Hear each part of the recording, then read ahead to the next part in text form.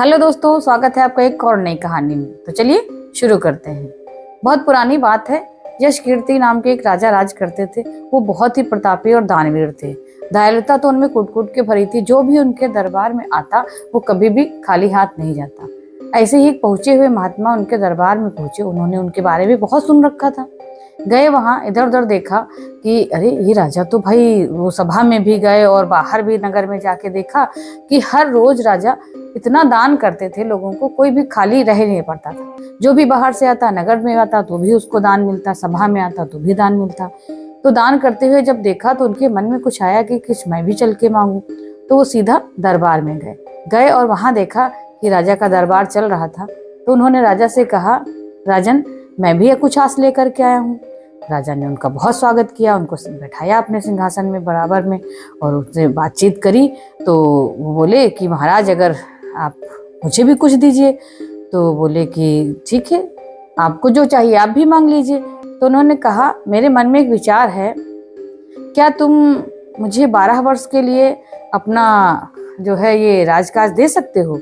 या तो तुम मुझे राजकाज सौंप दो या फिर मुझे अपना तुम धर्म दे दो। राजा बोले, धर्म? विचार करने लगे, सोचने लगे कि अरे ये हमसे क्या बात कर रहे हैं, मैं अपना धर्म कर्म कैसे सोच सकता हूँ? सांसारिक जो कर्म है वही मेरा धर्म है, मैं बिना कर्म के अपने धर्म को कैसे निभा सकता हूँ? और ये तो मैं छोड़ ही नहीं सकता हूँ। ऐसा विचार में जब मन में आया तो उन्होंने जो है अपना राजपाट जो था वो 12 वर्षों के लिए उनको साधु महाराज को दे दिया और अपने नगर क्षेत्र से बाहर चल दिए। चलते चलते जब वो बाहर पहुंचते हैं, थोड़ा सा और आगे चलते हैं, देखते क्या है, बहुत ही सुंदर एक रमणीक सा बढ़िया स्थान है, बगीचा टाइप में। वहां पे इतना सुंदर सुंदर सब बना हुआ है। वहीं पे वो देखते थोड़ी दूरी पे इतना सुंदर बगीचा और वहां पे एक घोड़ा खड़ा हुआ है, वो भी जीन कसा हुआ है। उसके थोड़ी दूर पे एक स्त्री बैठी रो रही है। वो बिल्कुल देखने से प्रतीत हो रहा है कहीं की राजकुमारी है। वो क्योंकि वो दयालु थे, उनका मन तो विचार में भर गया कि भाई ये स्त्री क्यों रो रही है। वो सीधा चलते हुए वहां उसके पास पहुंच गए और उसे कहने लगे, भाई क्यों रो रही हो तुम? और उनको देखते ही वो स्त्री और धाड़े मार मार के रोने लगी। जो फिर उन्होंने पूछा, भाई क्यों रो रही हो, बताओ? तो कहने लगी, मैं बहुत दूर से आई हूँ, मैं फला देश की राजकुमारी हूँ। मेरे पिता और मेरे भाई को दुश्मनों ने जो घेर करके आक्रमण किया और मार डाला। अभी मैं किसी तरह से जान बचा के यहाँ पे आई हूँ और आप जहाँ जा रहे हो तो मुझे भी साथ लेते चलिए। अब राजा मन में विचार करने लगे, भाई मैं तो वैसे ही आया हूँ, सारा कुछ छोड़ करके इसको कैसे कहाँ ले जाऊंगा? तो वो कहने लगी, राजकुमारी, महाराज चिंता ना करिए, आप मुझे ले चलिए, मेरे पास घोड़ा भी है, कहीं रह लेंगे, आश्रय मिल जाएगा।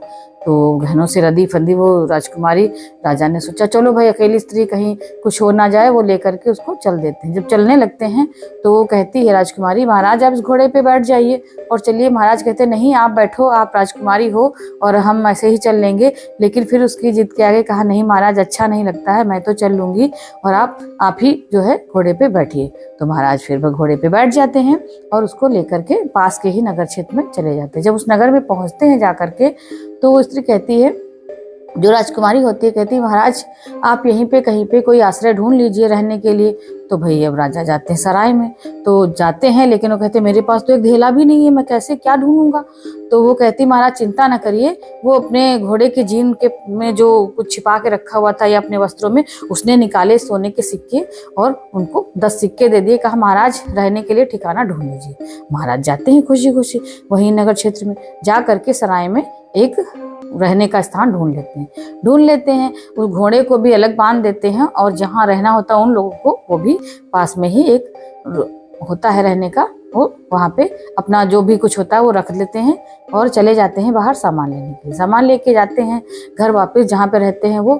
तो वो जो राजकुमारी होती है तो राजा के लिए बढ़िया भोजन बनाती है, जो वो लेकर के आते हैं। भोजन बनाया जाता है, भोजन परोसती है, महाराज से कहती है, महाराज भोजन करिए। महाराज कहते हैं, आप भी भोजन करिए। तो कहती, अरे महाराज पहले आप भोजन करिए, मेरा तो स्त्री धर्म है, मैं आपसे बाद में खा लूंगी। तो कहा, नहीं आप भी करिए। लेकिन वो जिद करती है, महाराज आप खाइए, मैं भोजन बाद में कर लूंगी। इस तरह से महाराज जी भोजन कर लेते हैं और वो स्त्री जो होती है वो बाद में भोजन करती है। इस तरह से थोड़ा समय बीतता है तो जो होती है राजकुमारी, वो कहती है कि महाराज घोड़े की भी देख रेख करनी होती है, घर का भी काम करना होता, हो सके तो एक नौकर ले आइए। अब महाराज फिर हंसते हैं, कहते हैं अरे मेहनत मजदूर से इतना पैसा नहीं कमा पाते हैं अभी हम, कैसे नौकर रख सकते हैं।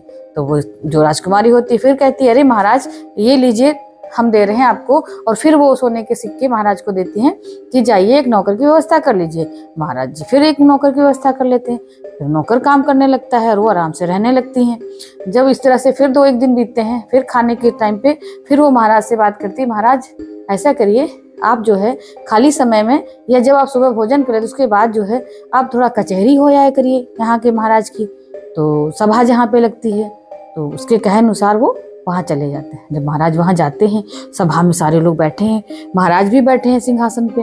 वो देखते हैं कि कोई महाराज की कद काठी जैसा कोई बढ़िया सा बंदा बैठा हुआ है, लेकिन हो सकता है ये मंत्री परिषद जो हमारी है उसमें का कोई हो।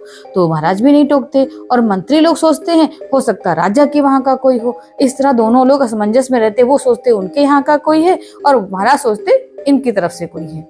लेकिन इस तरह से बहुत समय जब बीत जाता है, 2-4 बहुत ज्यादा सालों भी चले जाते हैं। अब सब सोचते हैं जब ये बंदा रोज आता है आखिर कौन है। तो महाराज को एक दिन चैन नहीं पड़ती, वो अपने मंत्री परिषद से जब उनके जाने के बाद पूछते ये है कौन।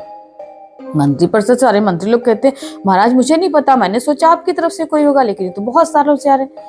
तो वो बुलाते हैं उनको, दूसरे दिन दरबार में जब राजा आते हैं तो बुलाते हैं और कहते हैं भाई तुम कौन हो। तो महाराज जी अपनी सारी कहानी बता देते हैं कि मैं फला देश का राजा था और मुझे साधु महाराजा ऐसे करके उन्होंने सारी जानकारी जितनी थी उनके बारे में वो उनको दे देते हैं। महाराज जी बड़े खुश होते हैं, अरे भाई इतने बहुत दानवीर राजा हैं। उनको जो है कहते हैं आप मेरे मित्र बन जाओ। उनको पास बुलाते हैं, अपने सिंहासन पे बिठाते हैं और अपना मुकुट उनके सिर पर रखते हैं, उनसे अपना मित्रता का प्रस्ताव रखते हैं कि आज से आप मेरे मित्र हो और आप हमेशा मेरे पास ही बैठोगे। अब वो जब महाराज वहां से सभा से वापस आते हैं, फिर शाम के भोजन के समय जब दोनों बैठते हैं राजकुमारी और महाराज, तो वो राजकुमारी से अपनी बहुत खुशी की बात जो उनके साथ दरबार में होती है वो बताते हैं कि हमको महाराज जी ने ऐसे ऐसे कहा। तो राजकुमारी बहुत प्रसन्न होती है, कहती महाराज जी जब कल आप जाइएगा सभा में तो जो राजा हैं उनसे कहिएगा आप और आपका पूरे मंत्री परिषद जो है और नगर वासी जो हैं उनसे कहिएगा कि एक दिन के लिए हमारे यहाँ आए, शाम में भोजन करें। तो कहते हैं ठीक है, सामने हम लोग सुबह में ही आएंगे। और वो राजा जो होता कहता है क्या तुमने भांग वांग पी क्या, इतने लोगों को कैसे भोजन कराओगे, आपका तो सारा राजपाट चला गया, आप तो मेरे यहाँ करके जाते हो रोज, कहाँ से इतनी व्यवस्था करोगे।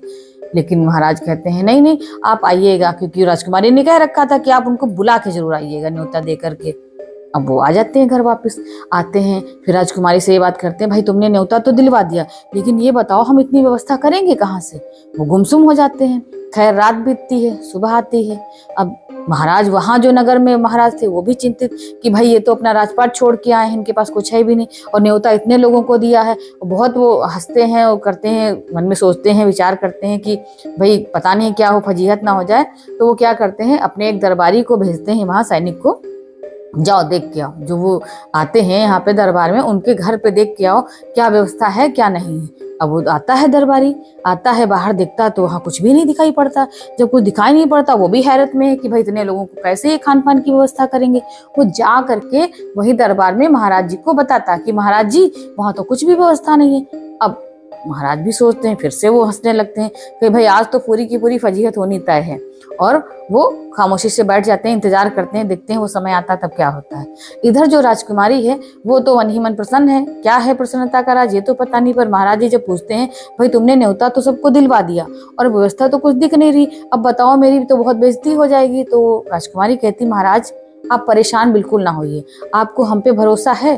तो महाराज कहते हैं भाई भरोसा नहीं होता तो मैं कैसे न्योता देता, क्योंकि इतने सारे काम तो तुम मेरे अच्छे से अभी तक साथ देती आ रही हो, पूरे मेरे धर्म कर्म में साथ दे रही हो। तो कहने तो फिर ठीक है, जब आपने इतना भरोसा किया तो ये भी भरोसा कर लीजिए। कहती चलो आप ये घोड़े पे बैठो और जहां से मुझे ले करके आए थे घोड़े पे बैठ के देखिए वो आपको वो दिख रहा बगीचा या नहीं दिख रहा। तो महाराज जी घोड़े पे बैठ के देखते उस बगीचे की तरफ जहां से वो आए थे लेकर के, उसको देखते क्या है वहां इतना बढ़िया देव स्थान बना हुआ, सारे देवगढ़ जो हैं वो भोजन की व्यवस्था कर रहे हैं, बहुत अच्छे से पूरा सजा के रखा हुआ है। कहा महाराज बस यही ले जाकर के सबको खिलाना पिलाना है। अब महाराज बहुत खुश हो जाते हैं, सोचते ये कैसे चमत्कार हो गया, ये तो पूरे देवगढ़ लगे पड़े हैं, इतना अच्छा भोजन व्यवस्था बढ़िया अच्छे तरीके से कर रखा, एकदम रमणीक स्थान बना के रख दिया। फिर वो उनकी नगर क्षेत्रवासी भी आते हैं और मंत्री परिषद भी पूरी आती आती है, वहाँ पे महाराज भी आते हैं, सभी को वो अच्छे से भोजन कराते हैं। भोजन कराते हैं, सभी लोग वाह वाह कर उठते हैं, इतना बढ़िया स्थान है और इतना बढ़िया भोजन है, क्या कलाकारी से भोजन बना। बहुत खुश होते हैं सभी, जनता भी खुश होती है, दरबारी भी खुश होते हैं और महाराज भी खुद बहुत प्रसन्न होते हैं।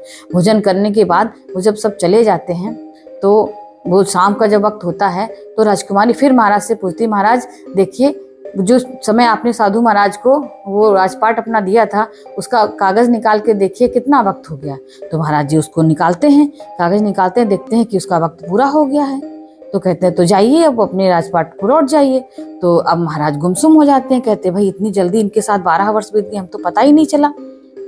फिर स्त्री वो कहती, वही राजकुमारी कहती, महाराज जाना तो पड़ेगा ही आपको क्योंकि आपका समय पूरा हो चुका है। तो महाराज कहते नहीं, मैं आपके बिना नहीं जाऊंगा, इतने दिनों तक आपने मेरा साथ दिया राजकुमारी जी, मैं आपको छोड़ नहीं हो सकता हूँ। तो कहने मैं आपको कहाँ छोड़ूं, मैं तो आपका धर्म हूँ, आपका कर्म हूँ। मैंने अब तक आपको इसलिए नहीं छोड़ा क्योंकि आप सही कर्म और धर्म की राह पे चल रहे हैं। वही कर्म है, वही धर्म है जो सांसारिक रूप में जो भी कर्म किए जाते हैं बिना मन में मैल रखे हुए, आप किसी की सेवा करते हैं या जो भी कर्म करते हैं वही आपका धर्म बन जाता है। जब आप इससे विमुख नहीं हुए तो मैं कैसे विमुख हो सकती हूँ। इस तरह खुशी खुशी वो राजकुमारी और महाराज दोनों ही लोग अपने राज्य को लौट जाते हैं। तो ये थी आज की कहानी। मिलते हैं कल एक नई कहानी के साथ।